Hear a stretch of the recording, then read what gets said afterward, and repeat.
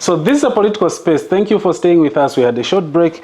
We're actually hosting Honorable Given Katuta Mwelwa. I'm really having a struggle to differentiate Mwelwa and Mwewa. So no, you need just to practice. Okay, Mwelwa. It's what I'm okay. So we're in 2021. You stood and you won. What is it that people really wanted from you, people of Chienge? I'll tell you something. What I've learned from the time I won elections in 2016, that you have to be sincere. I know some of the promises that I promised, like the issue of ambulances, have not been able to fulfill that. I think it's the only thing that maybe I have failed to deliver. Ambulances from my personal money. What people want is not what the money or those social things that you do for them, like to my games, football, you get small things. No. People look for a leader they can interact with, a leader who they call will answer the phone. They're looking for a leader who will feel their pain, who will be their lawyer. From the time I've been the member of parliament, I remember there was a year 2018 when the government decided to extend fish ban to almost May. I went in not for politics, I went to die with the people of Chienge. Yeah, I was so enraged. I didn't care what the government would do. I went in there and I told the people of Chienge to go back to fishing. And if anyone, whether it's marine or whosoever, will try to be funny, I gave them permission, beat them. Wow. And to break the law? I didn't care. Okay. And I even told them that they should, if they are asked who told you, say it's the member of parliament, let them come and arrest me. There are some of the things that I did that period which were unlawful. But I had to do that for the sake of the people of Chienge, for the sake of the masses who are being taken advantage of. Fish ban ends in April, right? No. Fish ban ends on the end of February. 1st March, you're supposed to go fishing. Now imagine the government, because had a hidden agenda, they decided, no, fish ban should be extended to May. What are you saying? Because May, the waters will be cold. It means the fish will be deep. Yes. The deep. So when I grew up there. You understand. It's like what I was talking about today. What is it that people in Chienge really want in a politician? Somebody who can stand with them in times of pain. Somebody who can stand with them in times of joy. That's what they're looking for. And you managed to convince them 10 years straight now. Yes. And this is what I have been doing. Can you imagine whereby they hear that I have a court case, I cannot even afford the lawyers.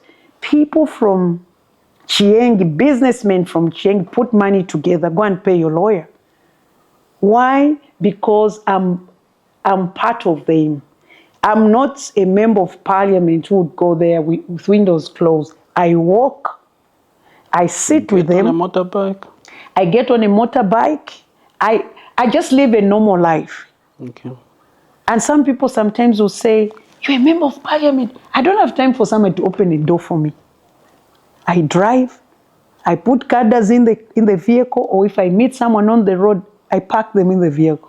I drive.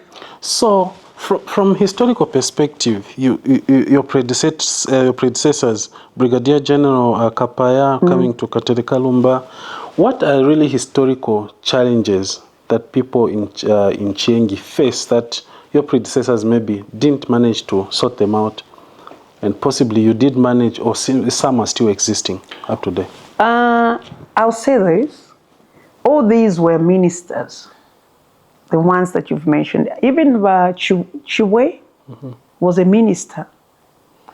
The biggest challenge that the people of Chienge have had is the issue of the road, water reticulation, and also to have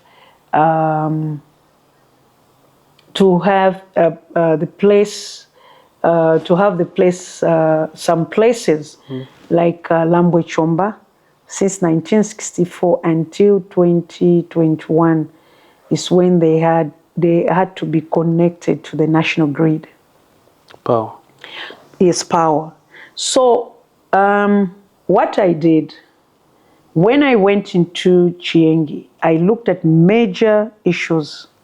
Not that the two ministers couldn't, they had done their part. It was just like continuation of where they ended. I'm a firm believer in continuity. So when I went to Chienge, I looked at major things. One, we had a hospital, which Vakatere started constructing. Then PF completed it. That's continuity.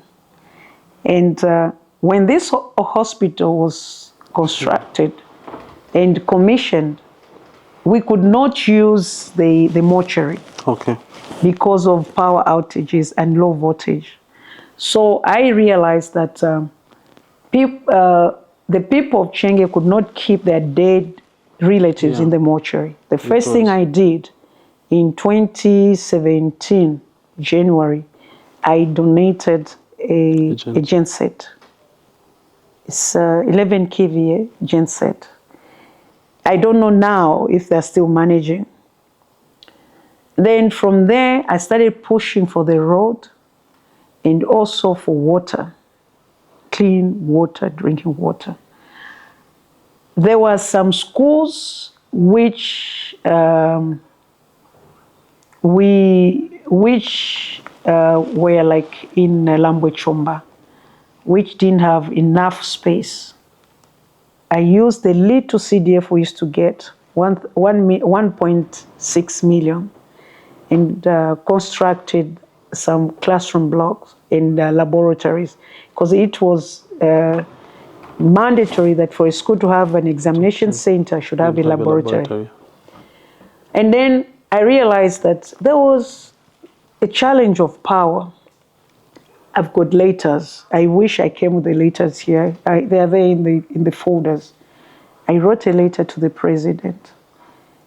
And I used to go and see the president. I'd met him twice. Yes. Okay. Over the issue of the road and power in Lambwe Chomba. The day after nomination, is it? Yeah, after nominations, the following day, Lambwe Chomba, even, I would say, got lit up. That's a plus, and I walk with my chin up from 1964. So it was a very good political strategic move for you. Like just after nominations, there's power. There's power. And I used to sing about it. And when they realized that now they could keep their dead people, relatives in the mortuary, they trusted me. Most of them, I'm not bragging, they like to say that, you don't lie. You tell us the way it is and it will be like that. With me, I didn't go with anything like I'm rich, I'm this. No, I told them, me, I'm poor, but I'm rich here. And I'll speak for you, and I'll cry with you, and I'll die with you. And also, the other thing was to make sure that the people of Chienge understood their rights.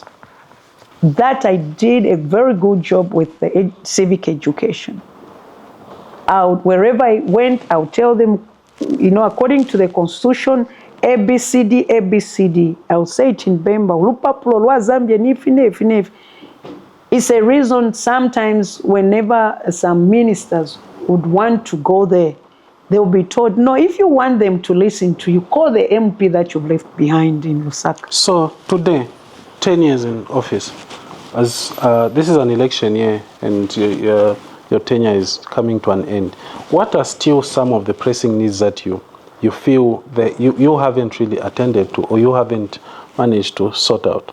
It's the lobbying of the road.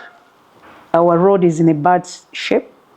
That I feel so bad that PF disappointed us. Now UPND has also disappointed us. The second, number 2 would be water. Number 3, to have the hospital in Mununga Chiefdom, which I've lobbied for. I've been given all the drawings, I've been given the plans, everything. But somebody started putting brakes to, to start like clearing the land, and also to start, just to lay foundation. These are the major challenges that we are looking at in Chienge. And once we have the road, Chienge has so much potential. You always say that Chienge has potential, and it's 10 years now in office. Yes. Have you tried to exploit some of the potentials? The potential of farming, it means that farming will improve. People cannot go there and have farms. How do you transport your produces if you have a farm there? We have good terrain when it comes to land and also rains, because we are in the Congo basin. So when we talk of the land is just fertile. We have minerals there, but because we don't have even power that can power an industry. Copper was supposed to be extracted there, but we don't have the kind of power that can create an industry. We have where you can start manufacturing salt. So these are the things that I would say for the past 10 years we've struggled with, and I tried my best. I have a lot of videos from the time of PF, now UPND, so on the floor of the House, begging them, if you want to get the people of Chienge, there is no problem. The reason why they keep on kicking out whosoever is the issue of the road. The late Mwanawasa couldn't go through. They opted to vote for SATA in Chienge, because they said, you've not given us the road. Vasata, may so rest in peace. He had promised to work on the road. Walungu came in. He couldn't give us the road, and he was told in his face, here, forget 2021. And they did just that. Okay. Because they understand who is supposed to give them that road. And I used to make sure that I would be on the radios, and I would share the videos on my page and in groups to show that I've done my part. Even the letters I used to put in the WhatsApp groups, I've done my part, I've requested for this, because that's how far I can go. So on a scale of 50 or 100%, like how would you grade your leadership in 10 years?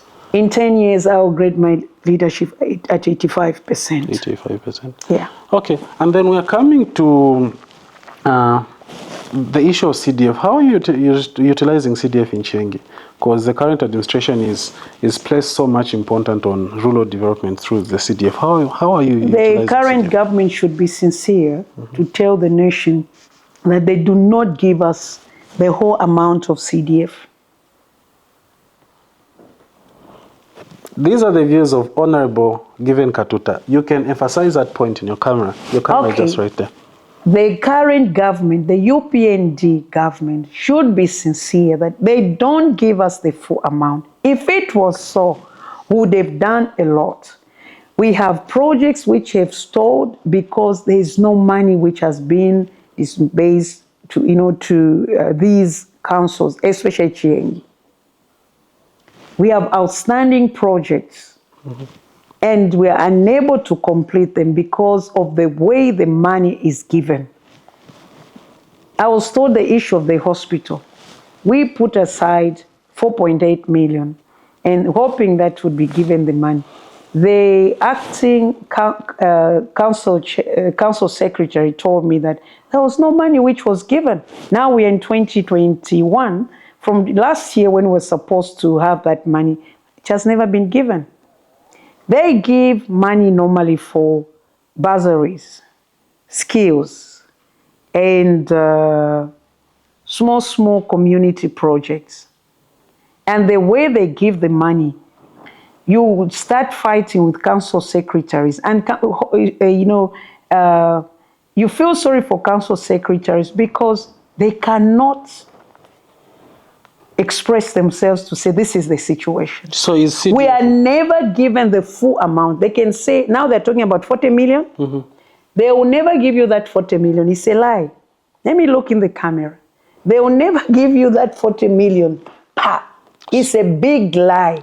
Let them show us where they've given us that kind of money at once. If it was so, all these projects which have stored would have not stored. Those are the views of Honorable Given Katuta on political space, and let's put a disclaimer. So, Honorable Katuta, how are you balancing your promises? How did you balance your promises to the people of Chienge, considering that you did not have enough, or like you put it, they don't give you the full CDF amount. So where do you get the resources to implement certain projects in your constituency? I've just mentioned that with the little that they give to us, let me put it this way. The implementers of CDF projects is the local government. That's the council. Not the area member of parliament.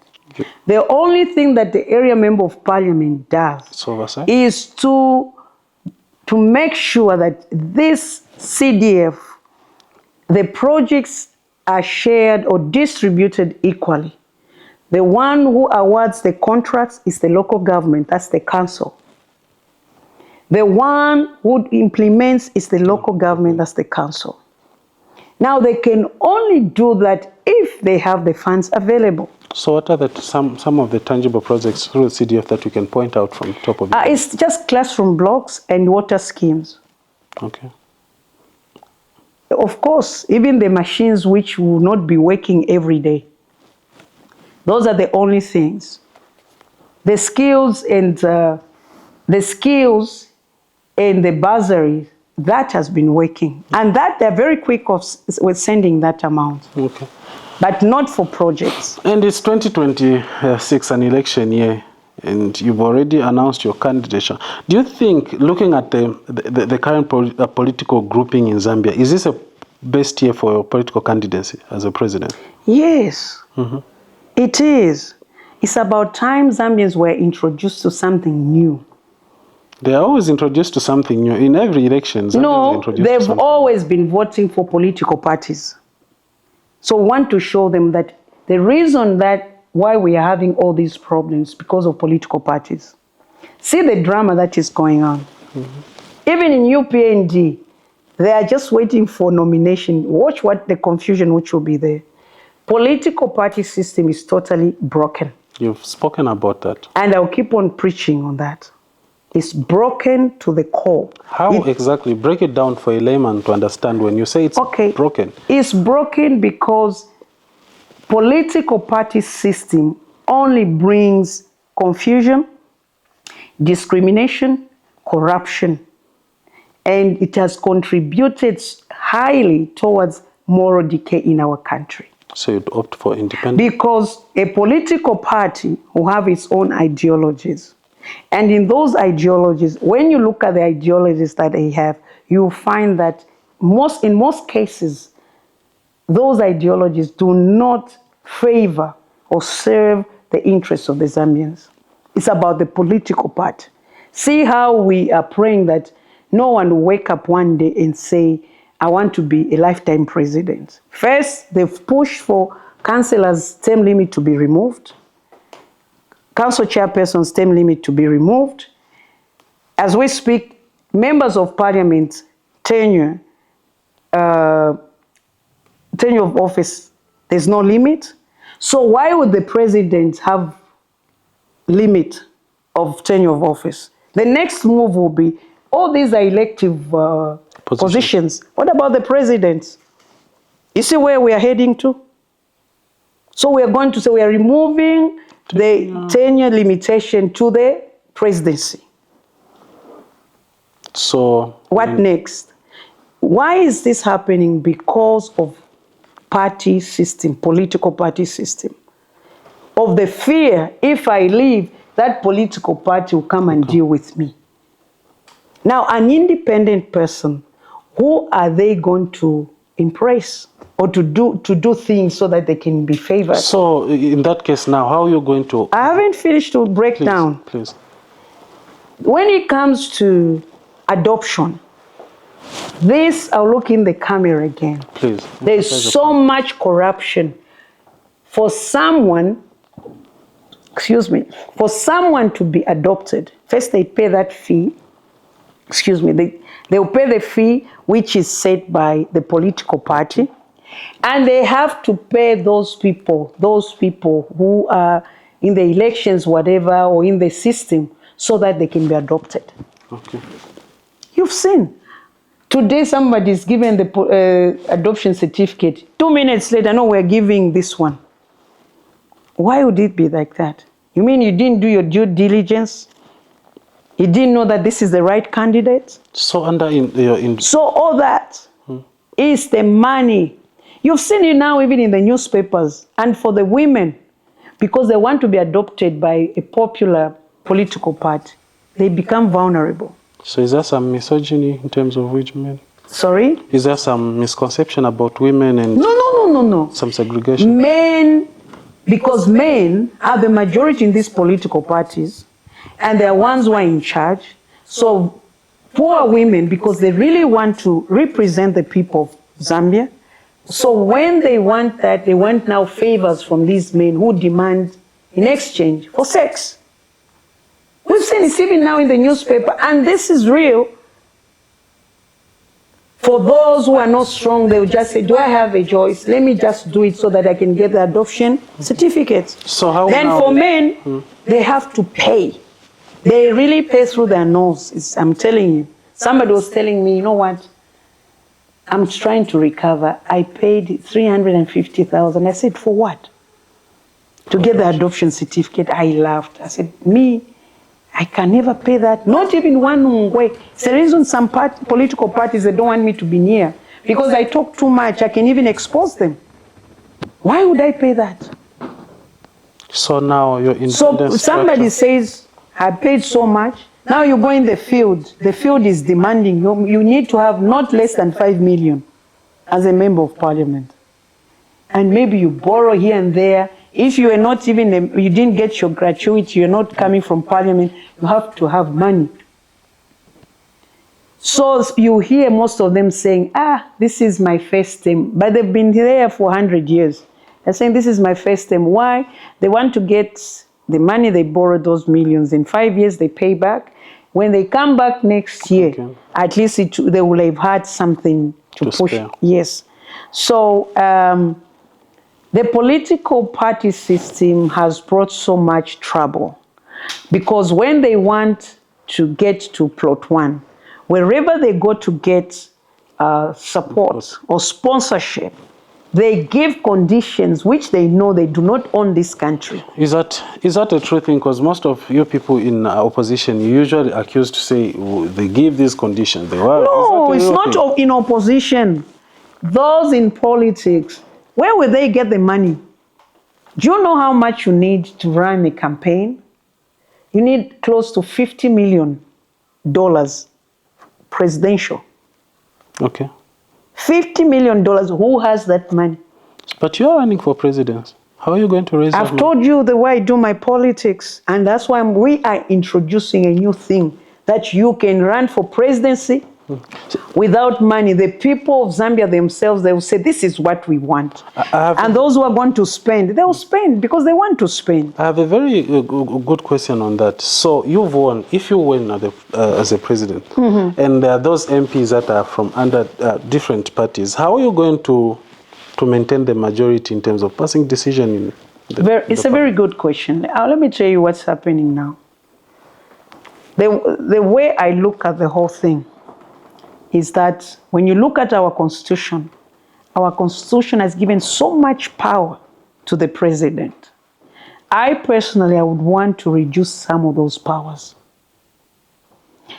And as of today, the reason why I decided to run as an independent, as long as there are no mingalat of stopping anyone, believe me, you are going to see more than 281 seats available, and then 250 or 241, something like that, or 241, 230, because there'll be extra 50, 230 From 156. from 156 seats up for grabs. Out of that, I can assure you, you'll see about 200 of those who want to stand independent. They want to stand independently because they've come to understand that when you go to parliament, instead of defending the rights of the Zambians, you are going to be defending your boss and his interest or her interest. Imagine if we have a lot of either independent in there, who are they going to represent? The presidency or the political party? Okay. They will represent the people who have sent them there. See what happened with Bill 7. Which side did you vote for? Interesting, on Bill 7? No, Bill 7, I didn't even go there. Okay. I just returned from the USA. I was in hospital. I had high BP. Maybe it's because of traveling. Yeah. I went just 3 days. Again, you're back on a long flight. So I was in hospital for about 3 days. So if you had an opportunity... I was not going to vote, and I was going to vote no. Because there was that rumor that, no, they've manipulated the system. I would have not gone there. In case you go there, you say no, Kashu, you are saying yes. I would have not gone. I was going to abscond, definitely. And others have actually criticized the Speaker of the National Assembly to say dancing after the what was... No, that was just wrong. That's an August house. We're not supposed to clap. Even when we shout, you've seen why they tell us to shut up. Because it's an August house. No speaker in the whole world has ever danced in parliament. No one has ever danced in parliament. So she can't express herself? No, those are not rules. Do you know what parliament is? Not what parliament has been reduced to now. You people in parliament have reduced that. No, it's the current government. I'm telling you, where they want us to be like it's a classroom and being controlled by the school principal or something. Look at these parliaments and what is going on. Okay, so now fast forward. What are you telling the youths over your candidates for president? The youths are so much interested to hear what you got for them. They're interested. I'll tell you something. We have our national executive, and come and see who are the majority in there. Being majority doesn't necessarily mean you're Wait, I've not even finished talking. I didn't close my mouth. I'm sorry. Okay. What we want to tell the youth, that don't let anyone use you. You can stand and win. Don't be the cheerleader for anyone. Okay. You have a right. I was 19 years when I joined politics. And because I said, all that we wanted to see was to see UNIP leave the office. To the youths of today, they've labeled me to be a youth hater. But look, the youths of today, they went to celebrate Bill 7, which they don't understand. Now the dangers that are in Bill 7, I've just given you an example, the term limits. No one saw it, why these 2 term limits were being removed. They say it's a good thing. It's a good thing, eh? Yes. Now the president's term limit we're going to remove. What are you going to say? It's the challenge we have with the youths of today in our country. They don't want to read. They come even on your page and ask you, is there a law which allows somebody to stand as an independent for presidency? Some of them might tell them, no, I'm sorry, I'm not in an examination class. Go and read, because our constitution is there. The youths of Zambia are the owners of this country. What is it that they are not doing right? What they are not doing right is that they are not exercising their rights. Instead, they always side with the oppressors. They sided with PF, now they're siding with UPND. You'd agree and with they me. don't even see that this is wrong. All that they want is somebody who can tell them, I'll give you 4 million I'll create 4 million jobs for you.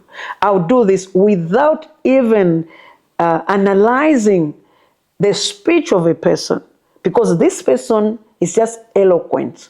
They go with that person. The youths of Zambia, they can do better. If they can be the youths of South Africa, I'm not insulting them. If they can be the youths of Kenya, they are the ones to direct this nation where it's supposed to go. Say, this we don't want. Even if we're not in parliament, this you cannot do. Have you ever seen the youths saying that? No. Even when asked them... Eh? They don't have jobs. They are going to bed on an empty stomach. They don't have what? Jobs.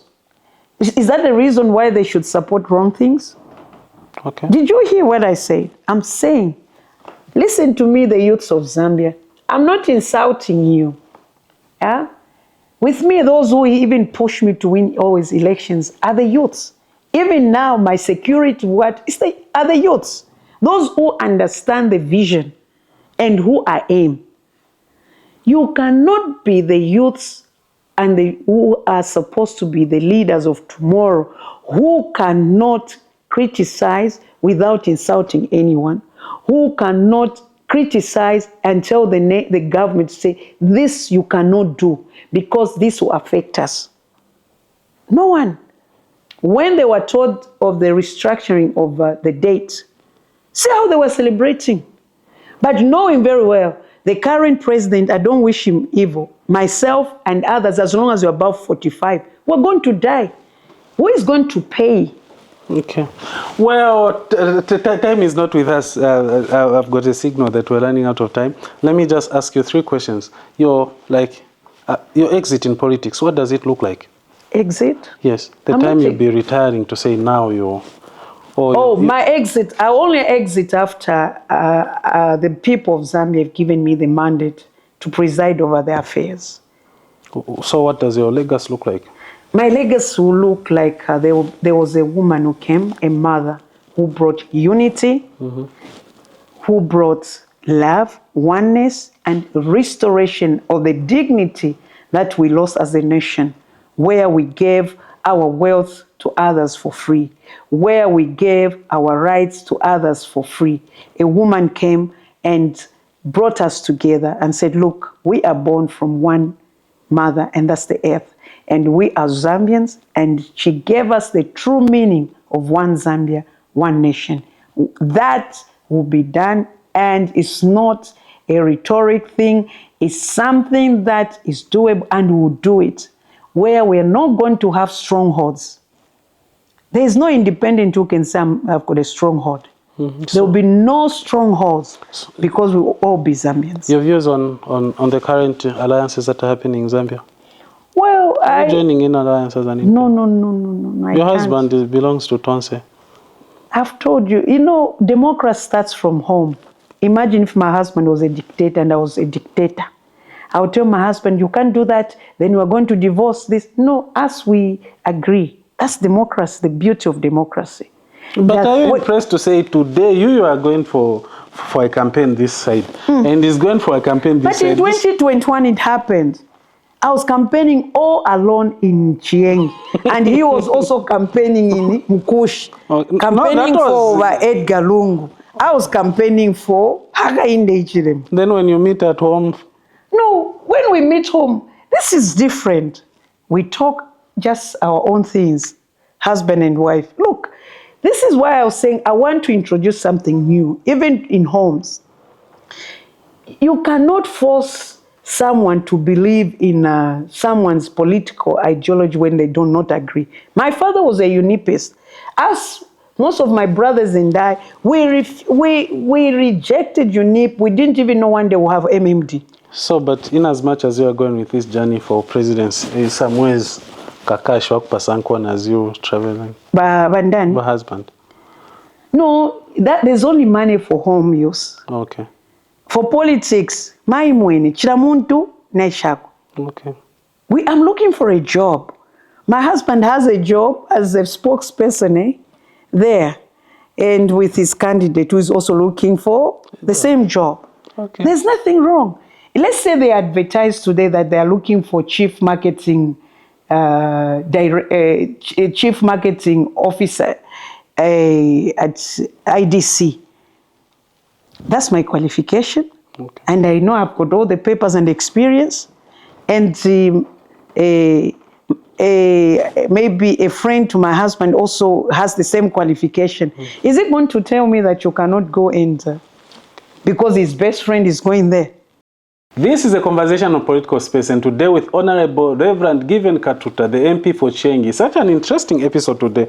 So, like your candidates for president, well, you said it came at the right time, and others would argue, which is okay. Look straight in that camera. What points, what's in your manifesto? What really do you want to do for Zambia? Of course, so many presidents or candidates have sought their ideas, so on and so forth. So, let's hear from you. Well, I would like to say we are looking at National Renewal Plan in our manifesto. And this is not just a manifesto, it's a promise that we're giving to the Zambians.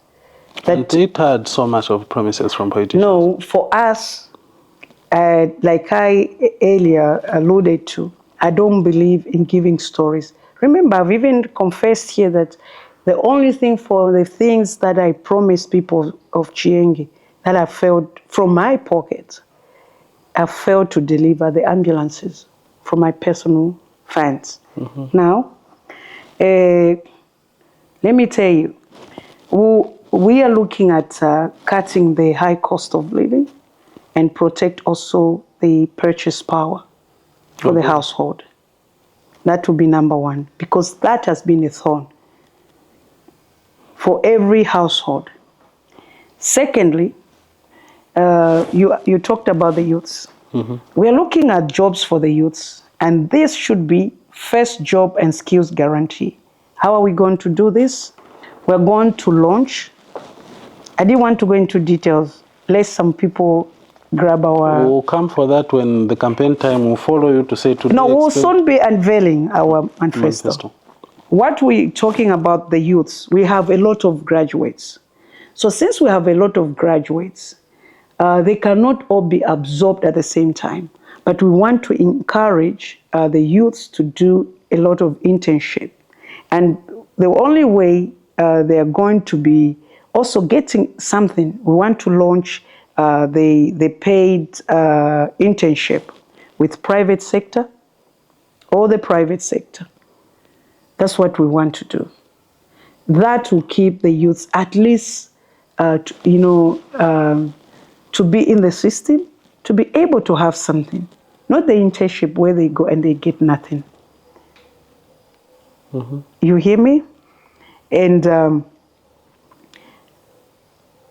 thirdly, or number three, we want to stabilize the kwacha. A lot of people say, we hate that, we hate that. The now it's gaining some stability. Like I said, I want to introduce civility in politics. I don't believe in really pointing fingers or bad-mouthing others. I just want to talk about what we're going to do. Because I don't want to be, these politics I've been observing for the past 10 years. Where you sit, say, they're like this. You see, for us, but I want the Zambians to hear that will stabilize the kwacha. Okay? What exactly? And the prices through discipline and... on issue of the kwacha, I would want you to maybe just point out two things that you are going to do to stabilize kwacha, because that's something really pressing of course. In the country. What we intend to do also is to restore fiscal discipline, reduce domestic arrears, and improve budget credibility. All export revenue, let me talk about this. All export revenue shall first be banked locally. That's the only way you can stabilize your kwacha. You know why we've not been able to stabilize our kwacha? What do we produce here? And what remains in our country? There's even an SI 47. You see, don't push me to start. I don't want to be seen like castigating what this government is doing. I want to give them solutions when we start campaigning. What we are going to do is that all export revenue first be banked locally. We shall establish export auction centers for all our minerals and crops. You understand? Auctioning? Yes. That's why I said I don't have to go into details. Okay. Now they are listening, the people you're talking Yes. to, they'll get it. Yeah. And we also want to strengthen the coordination with the Bank of Zambia to anchor inflation expectations. Mm-hmm. It's a long one how we're going to do this, but it's doable in a very short period of. So how many in pillars 4 do you years. have in your manifesto?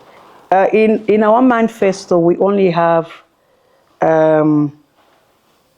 12 pages. Okay. You see what we're talking about? So really now, So what we are looking at is just what we can do, not what we imagine doing. 5 years tenure is 4 years. 4 years. Because tenure. the 5th year is the year of campaigns. Okay. So it's in 4 years. How are you going to hold yourself accountable to these promises that you are telling the people? How I'm going to hold myself accountable. I mean, if I fail, people will be able to judge But they us. would have wasted another 5 years No. on trial and error. No, they won't. They won't. It's not try and error. You don't call this try and error. I want you to understand one thing, is that I am the type of a person who doesn't believe in giving stories. Those who are sincere in Chienge will tell you that I used to tell them that, look, I do not have money. Even when they saw this big Ford F-250, I told them, no, I don't have money.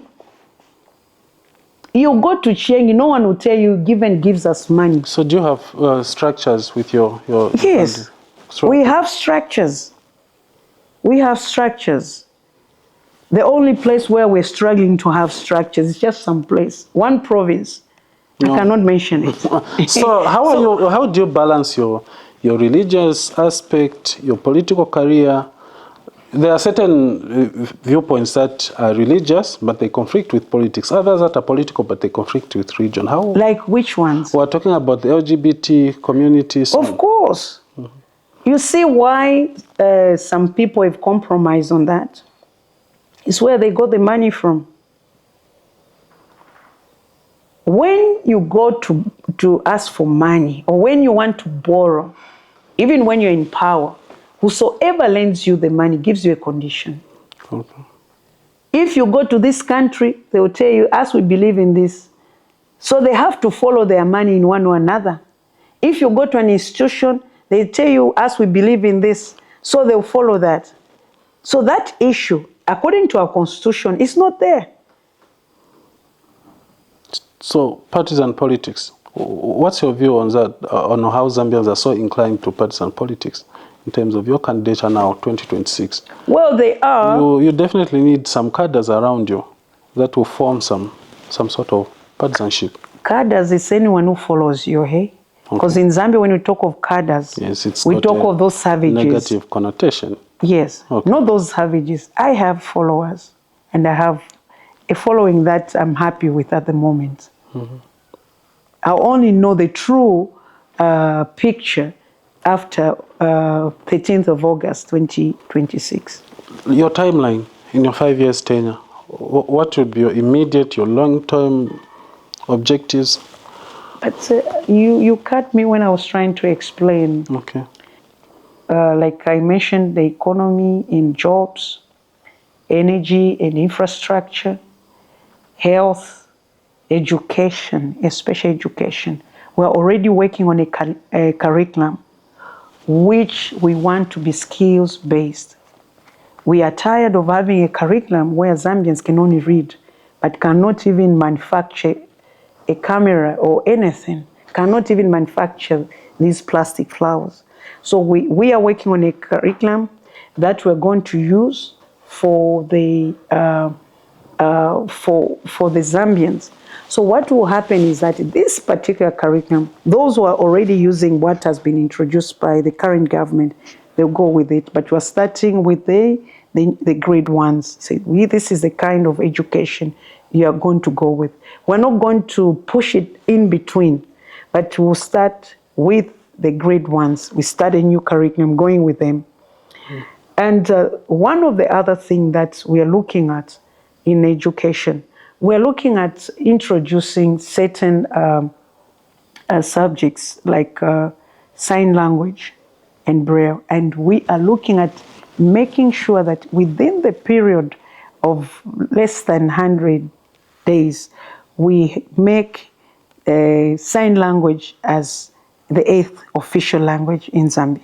So, yeah, you can continue. I seem to have cut you short. Sorry? I seem to have cut you short. I wanted to ask something. Okay. Yeah. So, what improvements are you going to make from the current things that the current government, things that are implementing, that you are focusing on, to say, you talked about you are someone of continuity. What are things that you want to continue that's the current administration? We want to continue with CDF and the free education. In the free education, we are looking at every Zambian to enjoy free education, not only those who go to public schools. Those who go to public schools should not only should not enjoy free education. We want to be subsidizing private schools because with government money, it means our government schools cannot absorb everyone.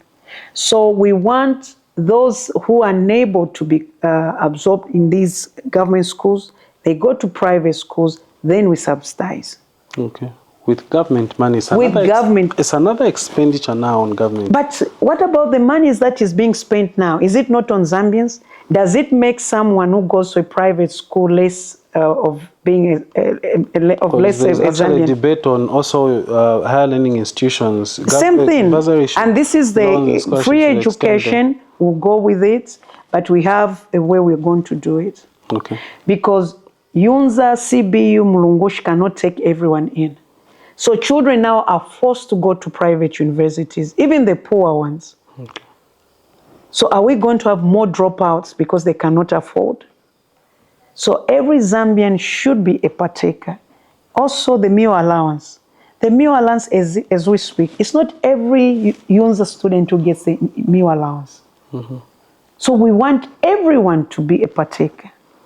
And how are we going to do that? It's because we are going, remember I said how we're going to stabilize our culture. Part of it, we're going to make that the monies of anything that is leaving this country or any product leaving this country, the monies first should be banked where? Here in Zambia. What are some of the things that you put to a stop when you get there to say the current administration is doing this, that you definitely put to a stop? The first thing would be to remove the SI 47 regarding our minerals.